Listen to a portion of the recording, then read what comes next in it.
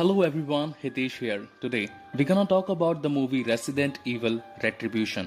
ये Resident Evil series का 5वां पार्ट है। इसके ऑलरेडी 4 पार्ट्स का एक्सप्लेनेशन मैंने अपने चैनल पर ऑलरेडी अपलोड किया हुआ है। अगर आप इस 5वें पार्ट को समझना चाहते हैं तो प्लीज मेरी एक छोटी सी गुजारिश है कि इसके 4 पार्ट्स एक बार जरूर देखिएगा। So without wasting time let's start the movie.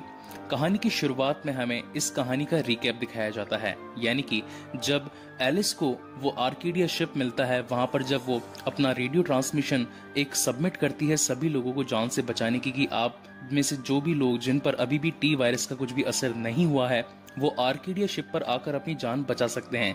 लेकिन उस रेडियो ट्रांसमिशन की वजह से वहां पर रेड क्वीन के भेजे गए काफी सारे स्पाइडर डिवाइस वाले सैनिक अपने ड्रोन के साथ में एलिस के पूरे आर्केडिया शिप पर हमला कर देते हैं। और वहीं उन ड्रोन से लड़ते हुए, उन बड़े से एयरक्राफ्ट से लड़ते हुए वहां पर एलिस एक बड़े से एयरक्राफ्ट पर गोलियां चला देती है, जिसकी वजह से वो एयरक्राफ्ट आर्केडिया शिप से टकरा जाता है और वहां एक बहुत ही बड़ा एक्सप्लोजन हो जाता है, जिसकी वजह से एलिस पानी में गिर जाती है। अब यहाँ से सीन चेंज होता है और एलिस अपने आप को अम्ब्रेला कॉर्पोरेशन के एक नो एस्केप रूम में पाती है। तभी वहां पर एंट्री होती है इस स्टोरी की एक मेन कैरेक्टर की, जिसका नाम है जील वैलेंटाइन। हमने इस कैरेक्टर को इस मूवी के पहले और दूसरे पार्ट में देखा था, लेकिन दूसरे पार्ट में इस जील वैलेंटाइन कैरेक्टर का क्या हुआ हमें कुछ भी नहीं पता चलता और सीधा अब ये कैरेक्टर हमें दिखाई पड़ती है इस कहानी के 5वें पार्ट में।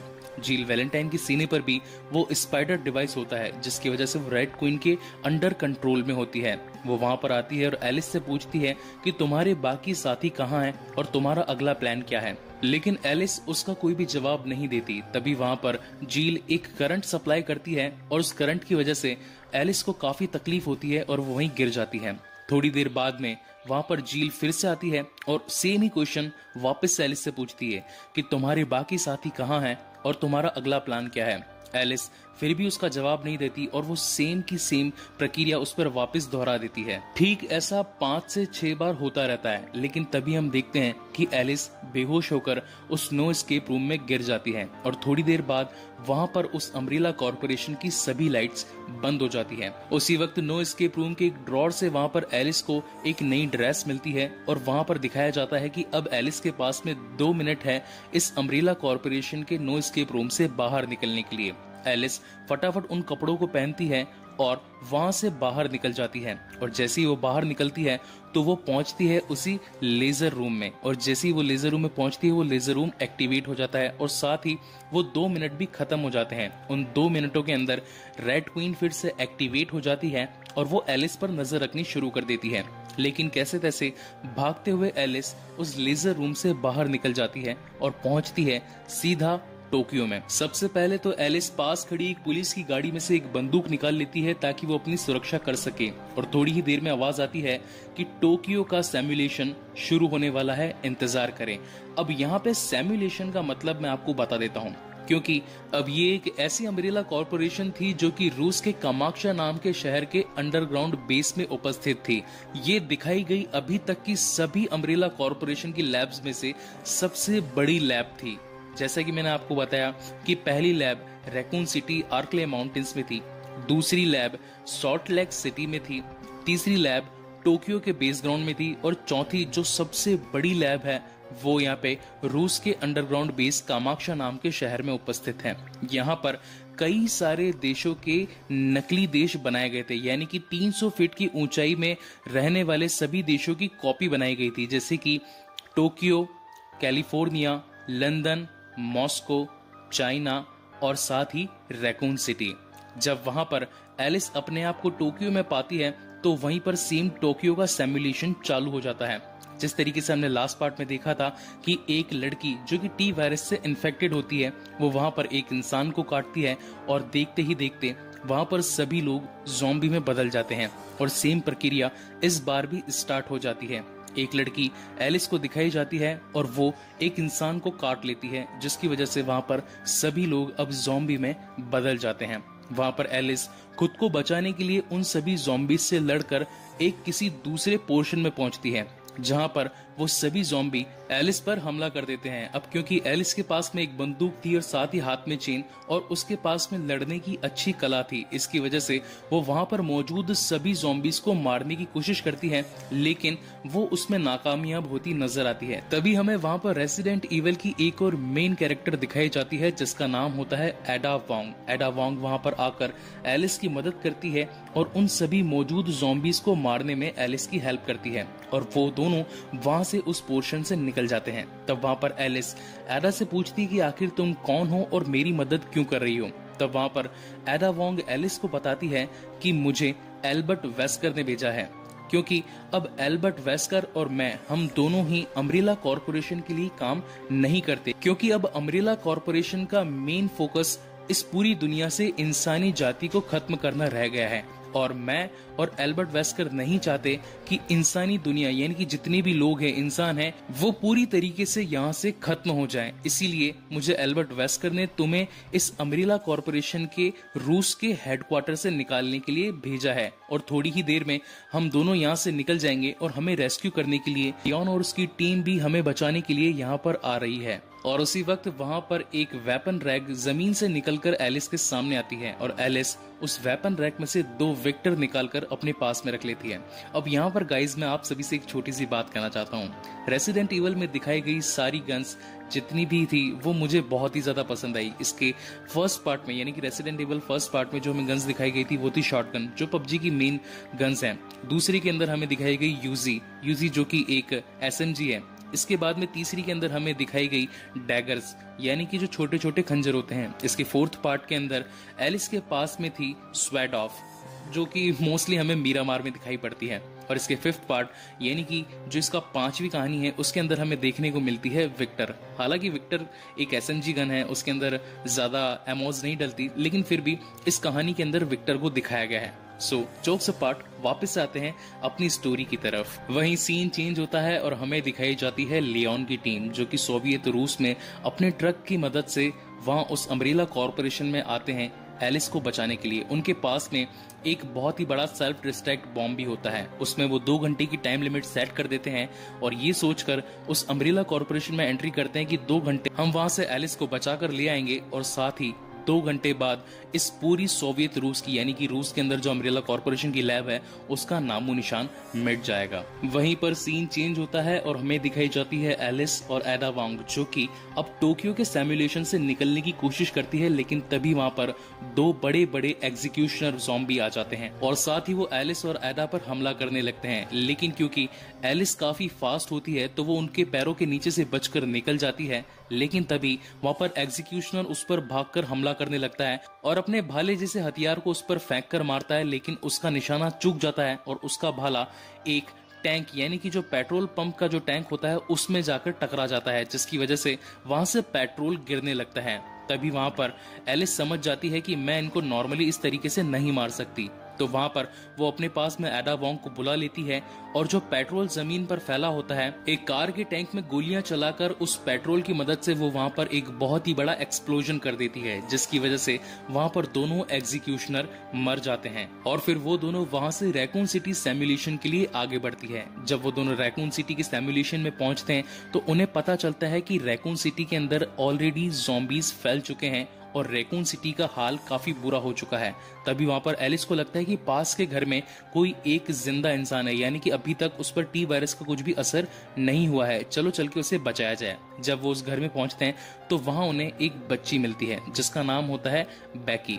वहां पर जब एलिस उस बैकी को बचाने के लिए पहुंचती है तभी वहां पर जील वैलेंटाइन अपने कुछ सैनिकों के साथ में उन पर हमला करने के लिए पहुंच जाती है और वहां पर रेन को दिखाया जाता है, जो कि इस कहानी की फर्स्ट पार्ट में हमें दिखाई गई थी। रेन के पास में मेरी favourite M416 with 6x zoom मौजूद होता है, लेकिन फिर भी उसका निशाना चूक जाता है। वहां पर हमें देखने को मिलती है क्लासिक कूल फाइट उन सैनिकों और साथ ही एडा वोंग और एलिस के बीच में, लेकिन कैसे तैसे करके वहां से एलिस बैकी को बचाकर उन सभी की नजरों से बचते हुए एक रेलवे स्टेशन में पहुंचती है। अब वहां पर वो सभी यानी कि जो गुंडे हैं जो कि जील वैलेंटाइन के साथ में आए हैं, वो एडा वोंग को वहां पर गन पॉइंट पर लेकर किडनैप कर लेते हैं। यहाँ पर सीन चेंज होता है और हमें दिखाई जाती है लियोन की टीम, जो कि अभी मॉस्को सिमुलेशन के अंदर है।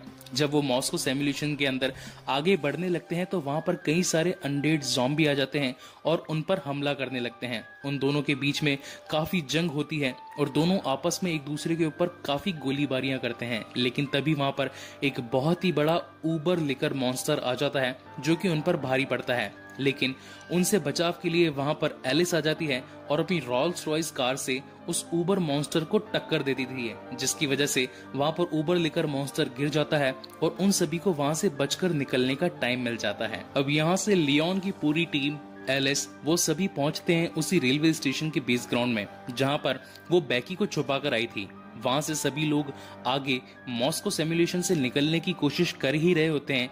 तभी वहां पर जील वैलेंटाइन और उसके कुछ गुंडे आकर उनका रास्ता रोक लेते हैं। वो उनसे काफी लड़ाई करते हैं, काफी वहां पर गोलीबारी होती है। लेकिन तभी वहां पर एक दूसरा उबर लेकर मॉन्स्टर आ जाता है और वो बैकी को अपने साथ में ले जाता है। हालांकि वहां पर एलिस उस गोलीबारी के अंदर जील वैलेंटाइन की टीम को खत्म कर देती है और वहां से बैकी को बचाने के लिए आगे बढ़ती है।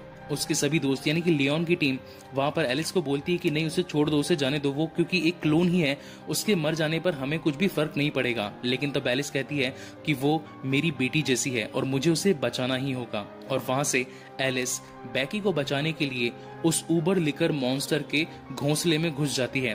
वहां पर उसे पता चलता है उसके 2 अंडों में से एक अंडे के अंदर बैकी छुपी हुई है। काफी चालाकी के साथ में वहां पर एलिस उस एक अंडे को तोड़कर उसमें से बैकी को बाहर निकालकर उसे बचा लेती है। लेकिन उसे दूसरे अंडे के अंदर एक ऐसा इंसान यानी कि एक ऐसा फौजी दिखता है जिसके पास में कई सारे बम थे। वो उस बम को अपने साथ में लेकर वहां से निकल जाती है। लेकिन उसी बीच वहां पर रेड क्वीन उस पूरी अम्ब्रेला कॉर्पोरेशन यानी कि जो रूस के अंडरग्राउंड में जो पूरी लैब है उसकी इलेक्ट्रिसिटी को बंद कर देती है, जिसकी वजह से अब वहां की लिफ्ट भी बंद हो जाती है ताकि कोई भी वहां से निकलकर भाग ना पाए। एलिस बैकी को बचाकर वहां से भागने लगती है। तभी वो पहुंचते हैं एक बहुत ही बड़े सेक्शन में जहां पर दिखाई पड़ते हैं हमें कई सारे क्लोन जो कि बनाए गए थे अम्ब्रेला कॉर्पोरेशन के द्वारा। उन सभी क्लोन्स का काम था कि नकली बनाए गए शहर में एक नकली एनवायरनमेंट बनाकर उसकी पूरी वीडियो रिकॉर्डिंग करी जाए और एक टी वायरस का प्रकोप किस तरीके से फैला जाता है उसको सब कुछ रिकॉर्ड करके दूसरे देश के अंदर बेचा जाए।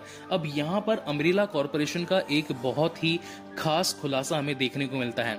अम्ब्रेला कॉर्पोरेशन जो कि एक बायोमैकेनिकल टी वायरस पर काम कर रही होती है, उनका मेन काम ये होता है कि किसी एक देश में वायरस को फैलाओ और दूसरे देश को उसका एंटीडोट बेच दो ताकि उन्हें कई सारा मुनाफा हो और वो अपना काम फिर से जारी रख सकें।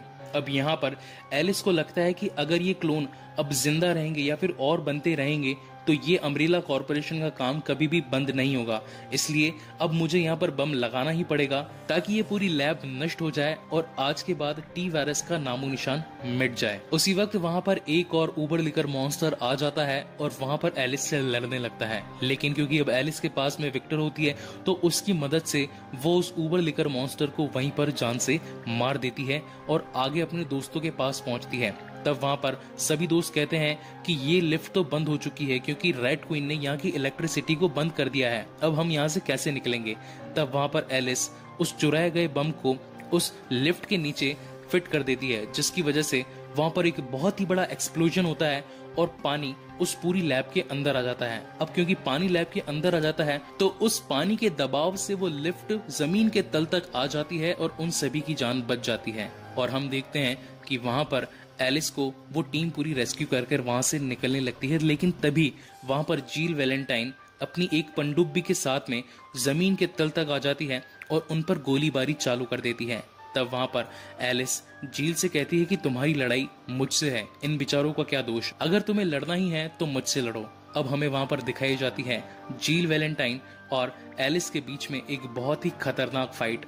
दोनों ही काफी फास्ट होती है और दोनों में ही काफी अच्छी स्ट्रेंथ होती है, इसलिए दोनों के बीच में एक बहुत ही शानदार लड़ाई हमें देखने को मिलती है। फिर भी उस लड़ाई के चलते वहां पर एलिस जील वैलेंटाइन के सीने पर जो स्पाइडर डिवाइस लगा होता है उसे खींचकर निकाल देती है, जिससे अब जील वैलेंटाइन फिर से होश में आ जाती है। लेकिन इस बात से वहां पर रेन जो कि क्लोन होती है उसे काफी गुस्सा आ जाता है, तो वो अपने शरीर में एक डबल डोज टी वायरस लगा लेती है, जिसकी वजह से उसकी स्ट्रेंथ, उसकी फास्टनेस और उसकी हीलिंग पावर काफी ज्यादा बढ़ जाती है और वो एलिस से लड़ने लगती है। लेकिन अब जब एलिस उस पर काफी गोलियां चलाती है, उस पर काफी सारे वार करती है, तो वो वहां से रेन बचकर निकल जाती है और उस पर गोलियों का कुछ भी असर नहीं होता और जितनी भी गोलियां रेन को लगी होती है वो उन सभी गोलियों को अपने शरीर से बाहर निकाल देती है और साथ ही एलिस से कहती है कि तुम मुझे नहीं मार सकती, तुम मेरा कुछ भी नहीं बिगाड़ सकती। तब वहां पर एलिस चालाकी से उसकी जमीन जहां पर वो खड़ी होती है रेन, उस जमीन पर काफी गोलियां चला देती है, जिसकी वजह से वहां की बर्फ में छेद हो जाता है और वो रेन पानी के अंदर गिर जाती है। अब क्योंकि लैब के अंदर कई सारे ज़ॉम्बी थे तो वो रेन को वहां से पकड़ लेते हैं और वहां से बाहर नहीं आने देते। रेन काफी कोशिश करती है उन ज़ॉम्बी से बचने की, लेकिन वो सभी ज़ॉम्बी रेन को पानी में पकड़कर ले जाते हैं और इसी के साथ अम्ब्रेला कॉर्पोरेशन का ये लैब भी तबाह हो जाता है। अब रेस्क्यू करने आए जो लियोन की टीम थी वो वहां से एलिस, बैकी और साथ ही जील वैलेंटाइन को एक हेलीकॉप्टर में बिठाकर व्हाइट हाउस की तरफ ले जाते हैं, जैसा कि एल्बर्ट वेस्कर ने कहा था। जब वो सभी लोग व्हाइट हाउस में पहुंचते हैं तो वहां पर उन्हें मिलता है एल्बर्ट वेस्कर। हालांकि एल्बर्ट वेस्कर के अंदर अभी भी टी वायरस का असर होता है और वो अब इन सब से यानी कि पूरी दुनिया में जो टी वायरस फैल चुका होता है उससे परेशान हो चुका होता है और उसके पास अब लड़ने का कोई भी सहारा नहीं होता। इसलिए वो फिर से अपने टी वायरस का इंजेक्शन एलिस के गर्दन में लगा देता है, जिसकी वजह से एलिस की गई हुई सारी शक्तियां वापस से आ जाती है और यहाँ पर हमें दिखाया जाता है कि एल्बर्ट वेस्कर, एलिस, जील वैलेंटाइन, लियोन की टीम अब लड़ने के लिए तैयार हैं उन सभी ज़ॉम्बीज से जो कि इस पूरी दुनिया पर कहर बरसा रहे हैं। और इसी के साथ ये मूवी यहीं पर खत्म होती है। गाइज, आपको ये मूवी कैसी लगी प्लीज मुझे लाइक और कमेंट करके जरूर बताएं। इसका छठा और लास्ट पार्ट मैं जल्दी ही अपने चैनल पर अपलोड करूंगा और अगर आपको ये वीडियोस अच्छे लगते हो तो प्लीज मेरे चैनल को सब्सक्राइब जरूर करें। Thank you very much for watching this video.